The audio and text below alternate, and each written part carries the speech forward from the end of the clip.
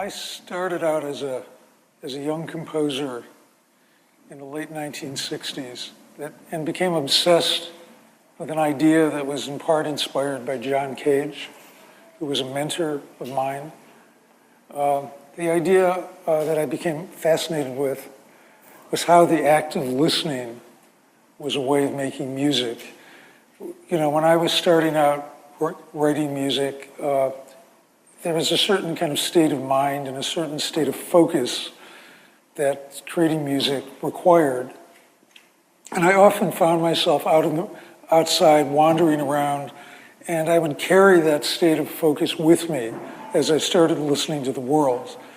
And I started to translate that interest into sound recording, much the way visual artists might use a camera. I started to investigate moments when the world seemed musical to me, or when I felt musical enough to hear the world that way. And a kind of turning point for me that kind of crystallized what my path would be happened in 1968 when I was a student in New York. I was taking the experimental music composition class that Cage was teaching at the New School. But at the Museum of Modern Art, there was an exhibition called The Machine Show. And it was the first time in my life I'd ever seen any of Marcel Duchamp's ready-mades. And there was a particular work called The Bride Stripped Bare by her bachelor's Eve in the Large Glass. And there was a kind of a large notebook journal that he had created with it. And there was a passage in that, in his notes, that really kind of blew my mind at the time, which is there where Duchamp says, musical sculpture, sounds lasting and leaving, forming and sounding a sculpture that lasts. And the idea that I could create an art form called sound sculpture that would simply use sound as a medium to define or redefine your experience of a space, visual space, seemed like kind of amazing to me. And from that point on, that's what I've been doing all this time. So I wanted to say in this presentation today, I'm going to play some examples. We have an 8-channel sound system in this room. So I wanted to play you some examples of sound sculptures that are really kind of immersive experiences. And also I'll show you some visuals from some earlier projects that were kind of important stepping stones on the journey, and some more recent projects, and also a little bit of the research I'd been conducting with this amazing 25th of April bridge that you have, which is the basis of the project I hope to create in Lisbon next year. The first project I want to play for you, I created in 1976 when I was living in Sydney, Australia. And when I was in my 20s, I had what seemed like the best job in the world. I was hired by the Australian Broadcasting Company to record what Australia sounded like. I didn't have any restrictions on what I could record, and it gave me, as a young artist without very much in the way of financial resources, access to the latest in audio technology, recording studios, field recording equipment. And one of the ideas that started to interest me was how in physical situations, when you start to analyze them, you have a kind of complexity. So if you want to make a recording and you go over here and you put a microphone, maybe you hear one sound. You go a little bit over there, and maybe you hear it a little differently, and you go over there, and it's a little differently yet. And I started to have fantasies and to imagine what would happen if you could bring the idea of simultaneity to that. Well, in 1976, you didn't have a portable, mobile, multi-channel digital recorders like you have today. If you wanted to explore an idea like that as a recording, the only way you could do it was to have something called an outside broadcast truck, which happened to have like an 8-channel or 16-channel recorder in it. So I wanted to share with you one of the first of those multi-channel field recordings I made in 1976, mapping wave patterns under a large floating structure in Sydney Harbor.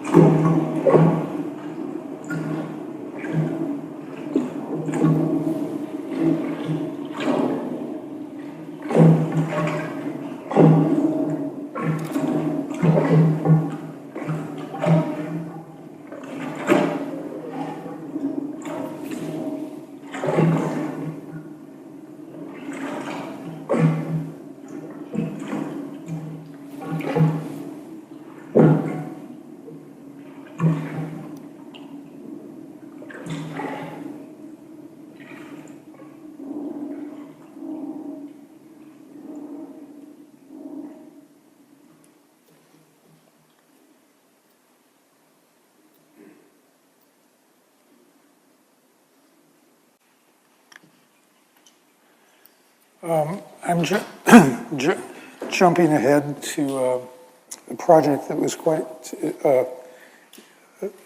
emblematic of a lot of projects I'd done in the last years. I was living in Berlin as a guest of the Berliner Künstler program at the DAD in 1984. And they asked me to do a public art project. And one of the ideas I'd become really interested in was the idea of the relocation of sound, taking sound out of one context, putting it into another context as a way of altering your perception of a space, architectural, historical. And in Berlin, there was the ruin of a very famous train station called the Anhalter Bahnhof, which was pretty much destroyed during the Second World War. And there was something very haunting to me about this place, because if you think of the kind of life and energy that a busy train station has, the silence of the place had a sort of eeriness to it. So I decided to do a sound sculpture in which I would relocate the sound of the busiest contemporary German train station in Berlin from loudspeakers that were buried in this empty field that used to be the Great Hall of the Anhalter Bahnhof. And so I went shopping for a train station, traveled all over Germany listening and recording train stations, and I decided that the most interesting one was the main train station of Cologne. But the idea of setting up a multi-microphone recording in a very busy German train station as a young American artist was a difficult thing to do. So I wrote to John Cage, who'd worked a lot in Germany, and asked him, where in Germany do you think I could find someone to help me bring the Cologne station to Berlin? So he gave me the name of a producer of Westdeutscher Rundfunk named Klaus Schoening, who had done a lot of sound art projects. So with their help, we brought and acoustically rebuilt the Cologne station in Berlin so that for a month, out of loudspeakers that weren't visible, that were just buried in this field, they created this virtual train station. And I wanted to play you a little bit of one of the multi-channel recordings of the Cologne station.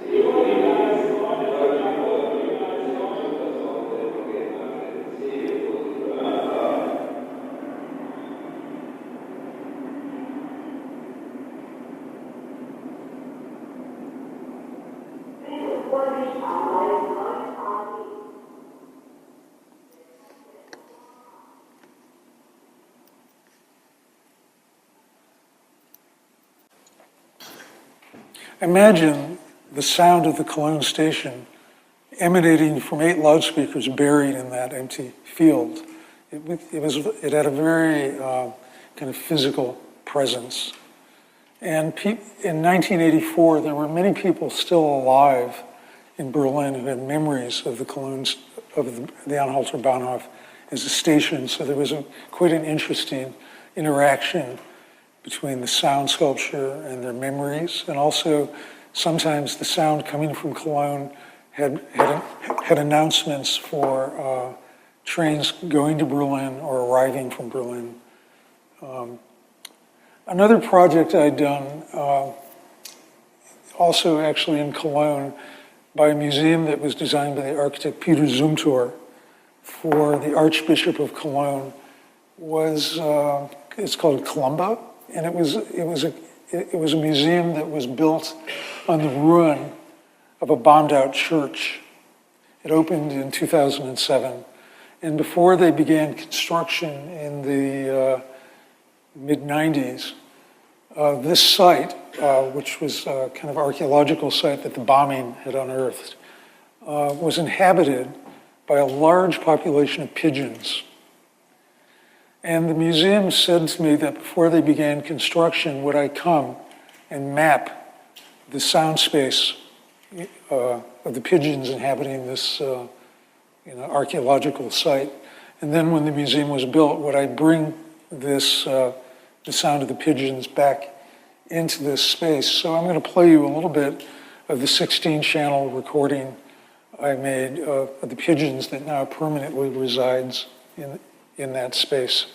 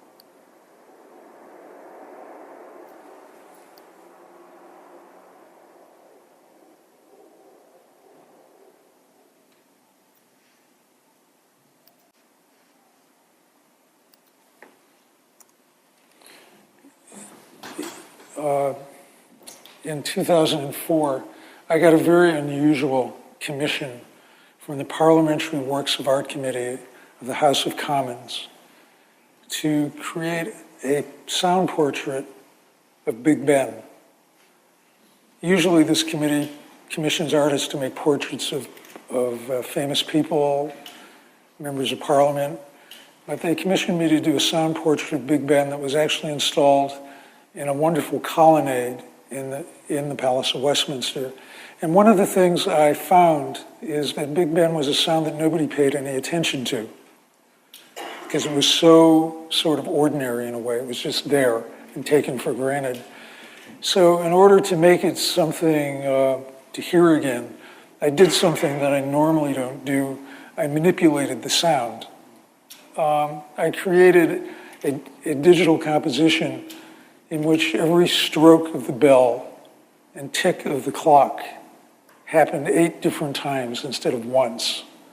And so that these 8 different timings of Big Ben were fed through 8 speakers, and you passed through this, and it became a kind of musical deconstruction and reconstruction of Big Ben, and it was called Speeds of Time.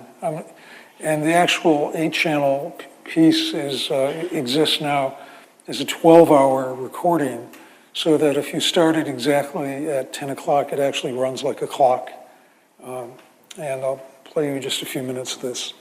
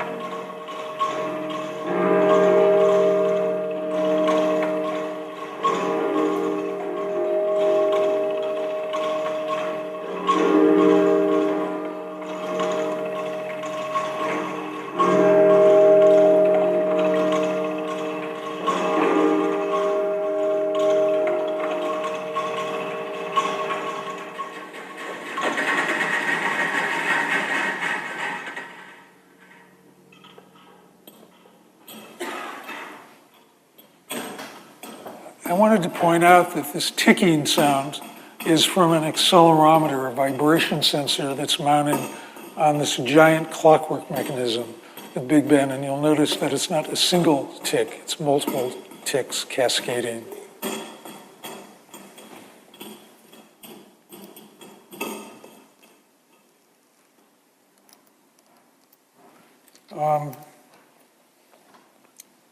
In 2006 in London, I had the opportunity to create a live sound sculpture in the Turbine Hall of Tate Modern. And the subject of this was a bridge, the Millennium Bridge, which sits in front of the Tate Modern, a bridge designed by Norman Foster.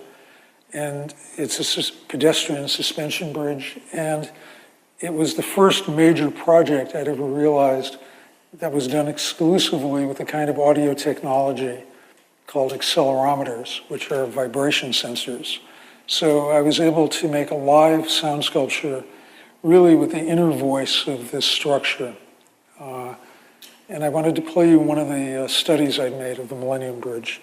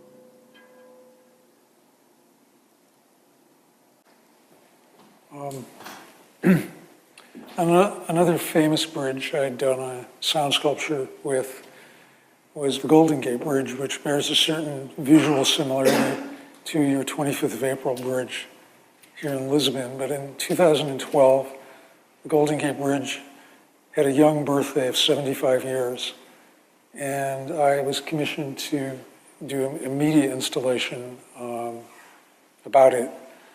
It was actually the second time around for me with the Golden Gate Bridge, because in 1987, when it was 50 years old, I'd done a project that you can hear on my website called Sound Sculptures Through the Golden Gate, which was a live duet between the Golden Gate Bridge and the Farallon Islands National Wildlife Refuge, which is a seabird colony 32 nautical miles directly west of the bridge.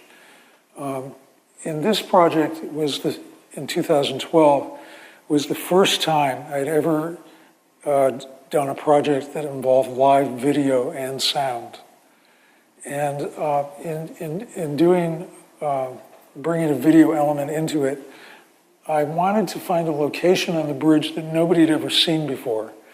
And a location that wasn't like this beautiful touristic view of the Golden Gate Bridge, but a location that expressed some of the kind of primal dynamic energy that a living structure like that has. So I'm going to play you a little bit of this.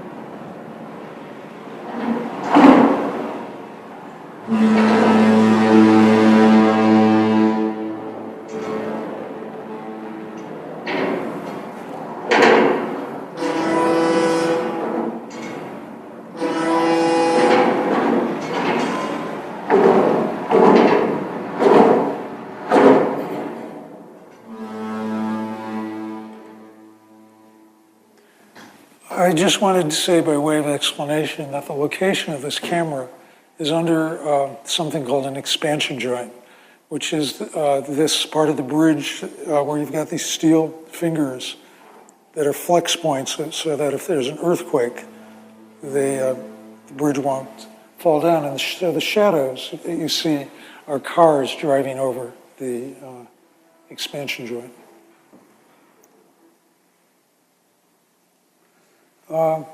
In 2013, I did a project in Glasgow at a museum called the Gallery of Modern Art. And the subject of that was a historical crane that was kind of abandoned, wasn't in use anymore, called the Finiston crane.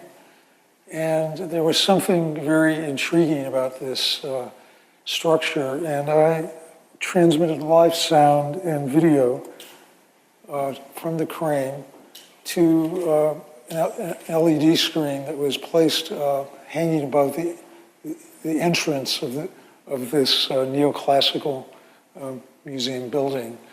The camera, the live camera for the crane, was a surveillance camera that was programmed to rotate. And the sound is from an accelerometer.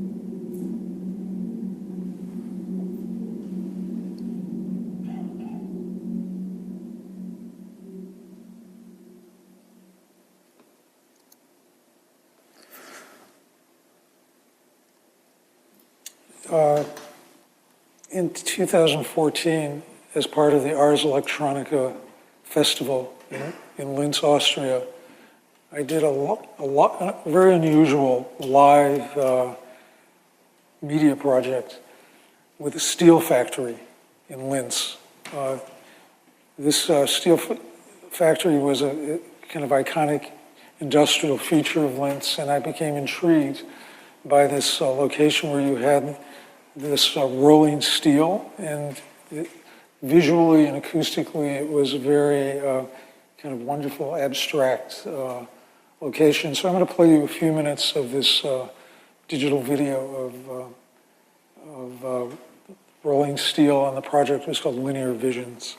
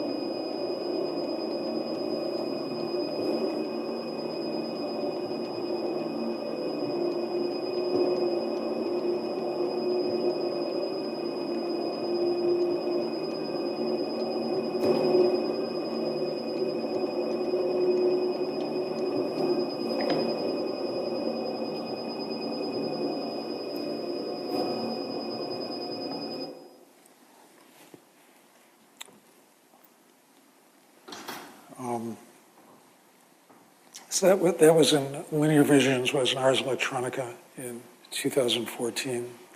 That was my fire piece. Later that year, I had a chance to do a project in Abu Dhabi. I was invited to create something that was inspired by something about the environments of that country.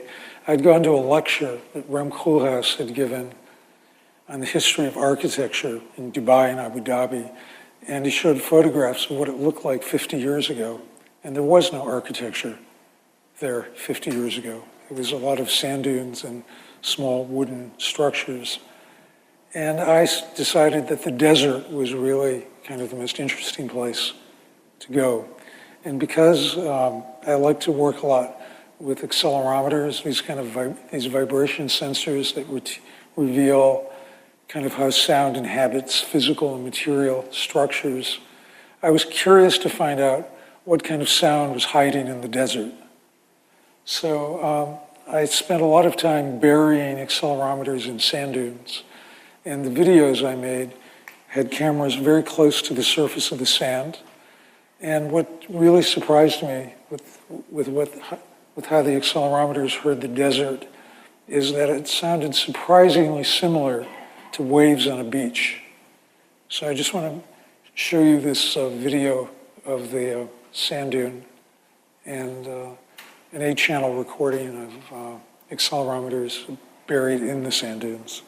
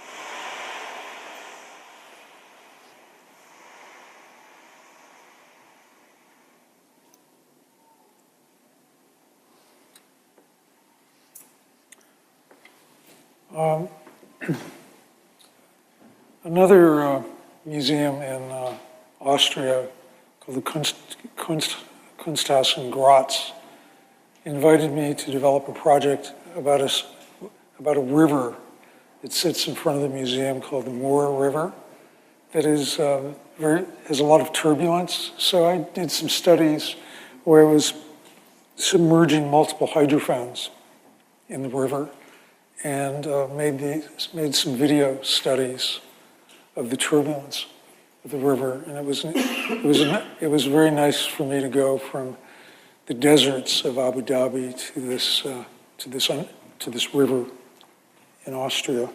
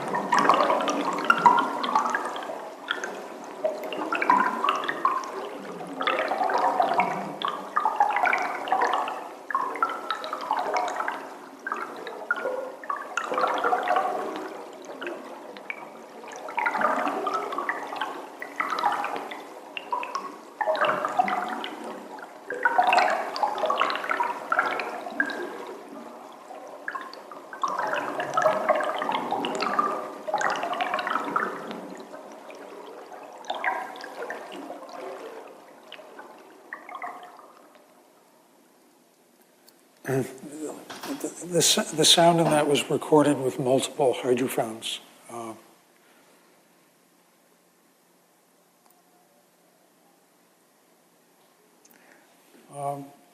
I had the chance to do a project for a museum in Rome called Maxi, which was designed by Zaha Hadid. And the museum asked me to create a project that connected the building to the historic center of Rome. The architecture of Maxi, because of the sort of undulating curved shapes you see, especially in the entrance hall, was very suggestive of water to me. And I decided to connect the building to an ancient and historic Roman aqueduct called the Aqua Virgine. For the project, I researched the Aqua Virgine from where it begins in the hills outside of Rome to how it passes under the streets of Rome in the center.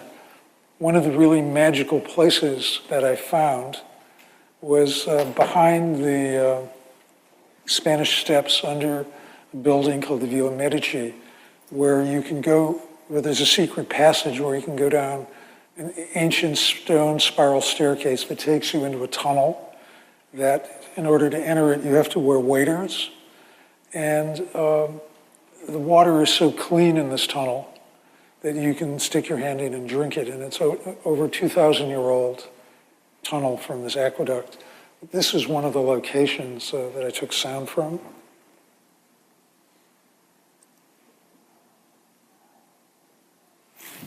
Whoops.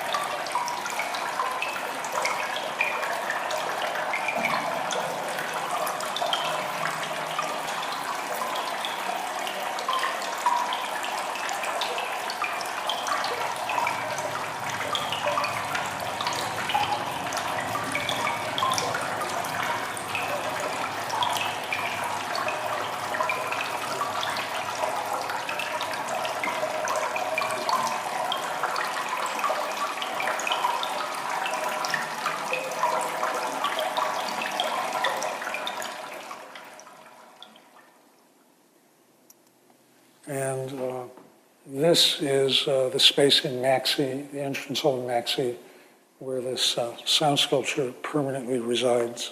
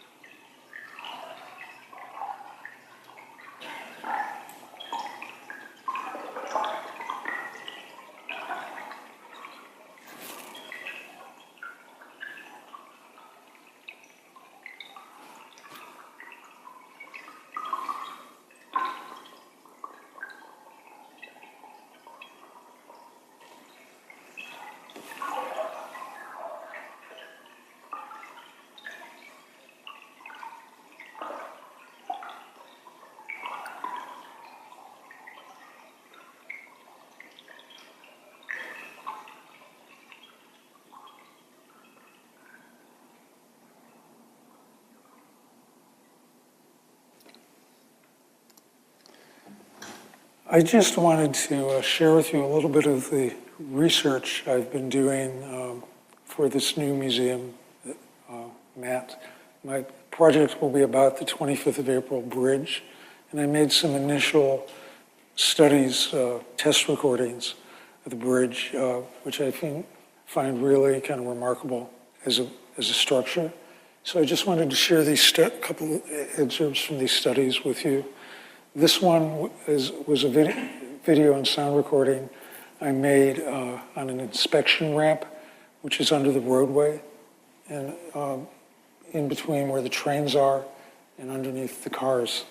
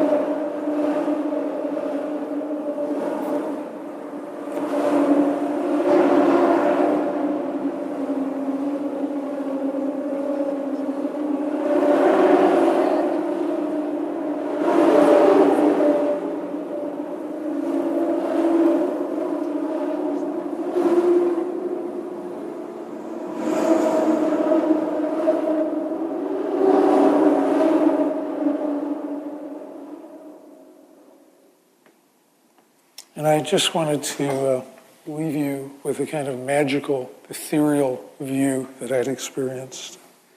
The sound you'll hear in this is from an accelerometer on one of these giant cables on the bridge.